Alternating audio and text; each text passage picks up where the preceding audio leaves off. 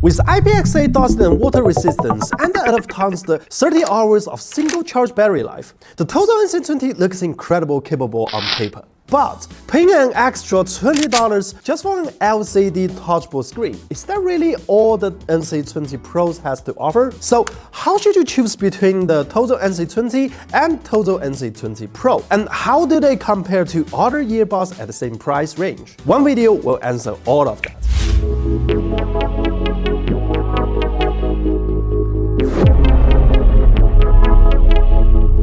So in this episode, we were covering that the mainstream true wireless earbuds in the $40 to $60 price range. We were doing the detailed comparison across sound quality, activity, noise cancellation, transparency mode, call quality, and battery life. Well, of course, it's impossible to include every single model. So if there's anything you think we missed, feel free to share your thoughts in the comments. Alright, let's get straight into it. And before we actually start, we need to find out that what's actually the difference between the NC20 and NC20 Pros. So let's start by comparing the NC20 and NC20 Pro directly. The price differences between these two is about $20. Based on my own research, the only real hardware differences appear to be the screen. Besides that, the battery, drivers, and other core components are completely the same. But that being said, when we looked at the frequency response measurements and actual listening impressions, there are some subtle differences. Their overall tuning direction is essentially the same, but the NC20 has roughly 2 dB more bass, and the NC20 Pro presents slightly more high-frequency information. Personally, I find the NC20 Pro sounds more natural and relaxed, while the NC20 follows a more typical Harman style tuning. As for the battery life, I don't think the LCD touch screen has a more impact as you might expect. In practice, the differences is almost negligible. Regarding the practical value of the LCD screens, I'd say it's fairly limited.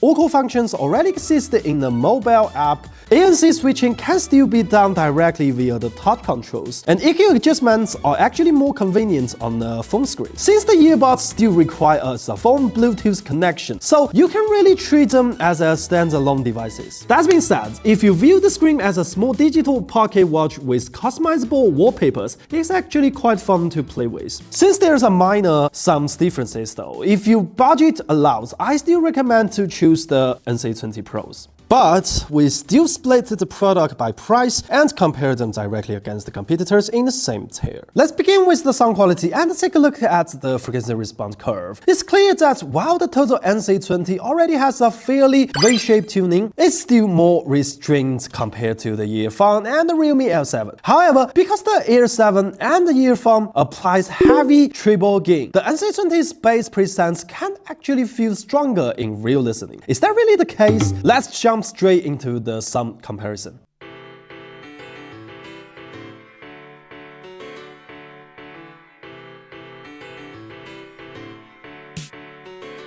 Small town, too hot.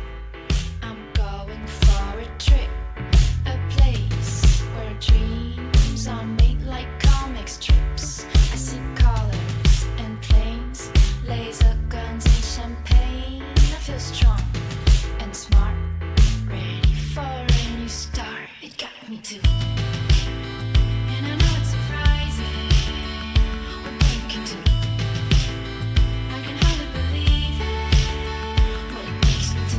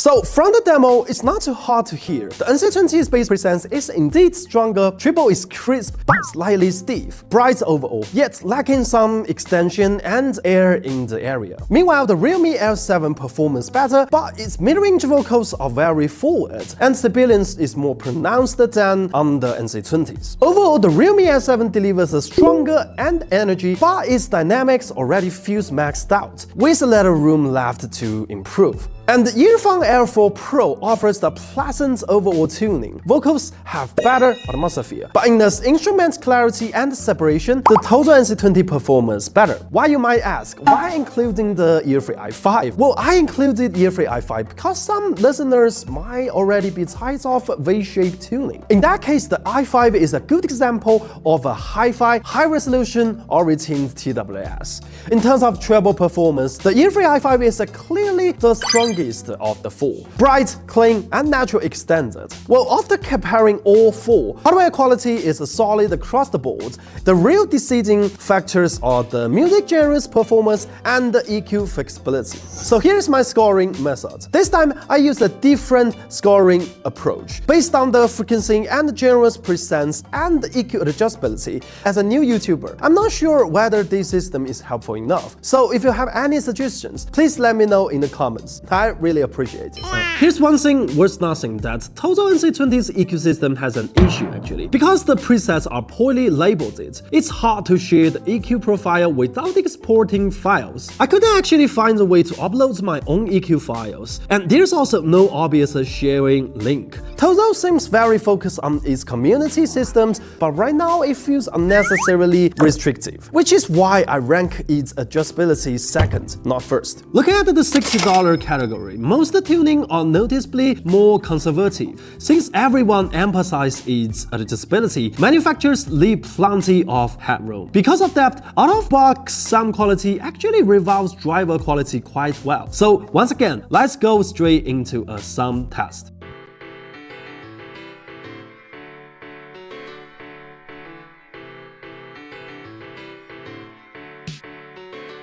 Small town, too hot. I'm going for a trip.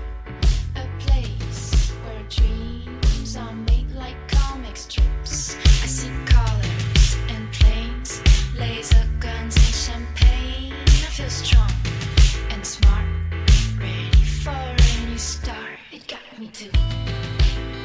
And I know it's surprising what we can do. I can hardly believe it. What it makes me do. And I know it's surprising what we can do. I can hardly believe it. So let's go again. Everything we've been dreaming.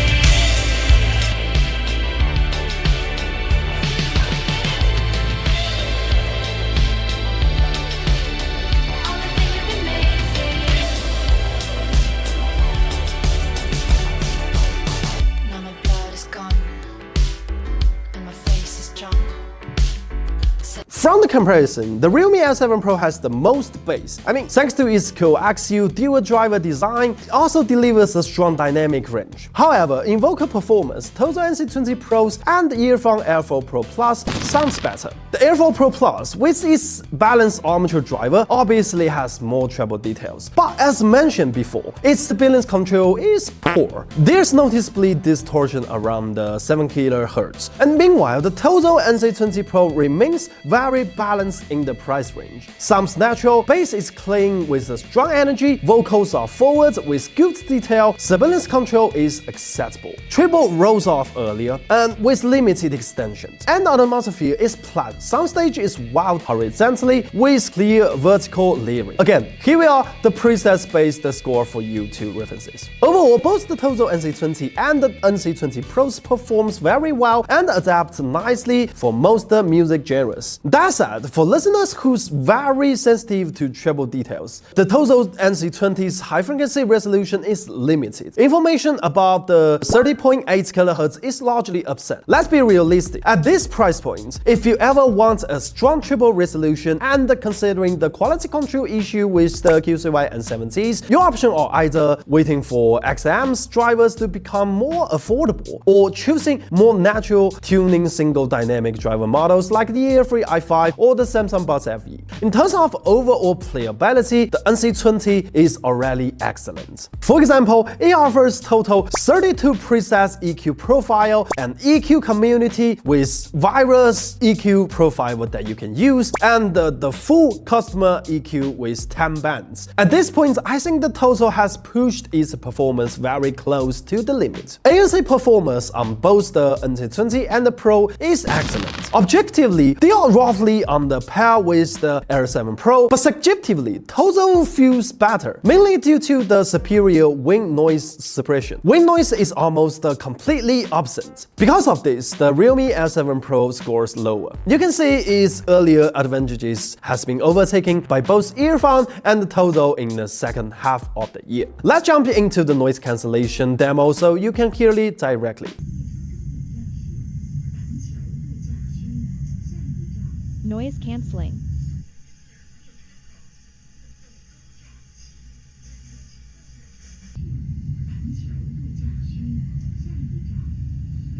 Noise cancelling.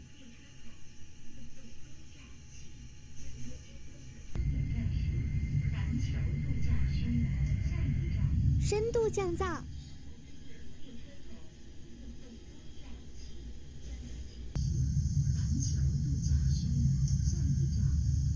降噪模式。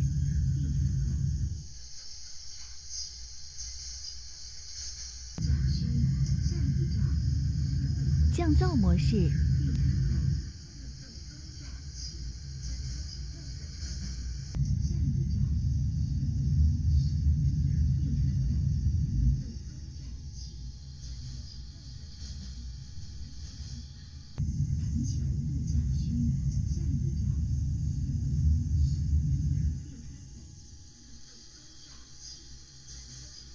Speaking of the transparency is where the Tozo performance more average. Occlusion effect is noticeable, the high frequency amplification is aggressive. Overall, it doesn't sound very natural to me. Based on that, the rank are as follows.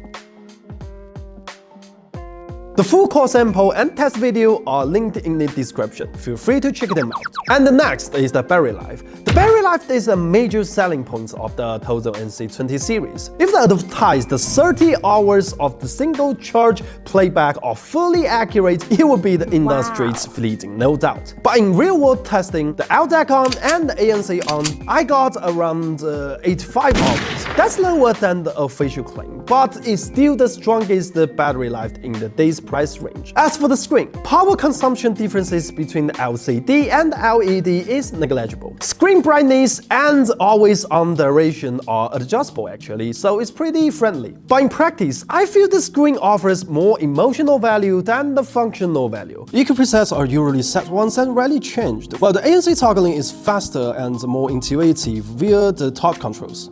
For me personally, the customizable wallpaper is more meaningful feature for me.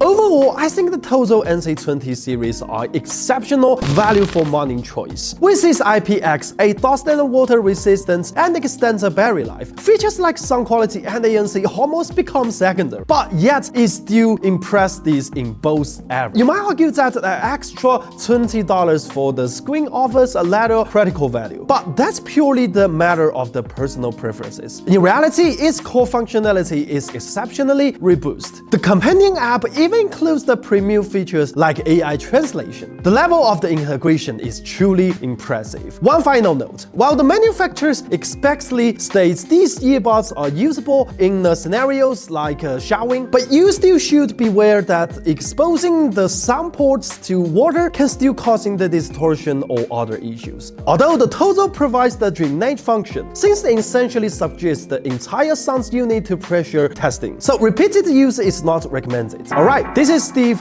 See you in the next video.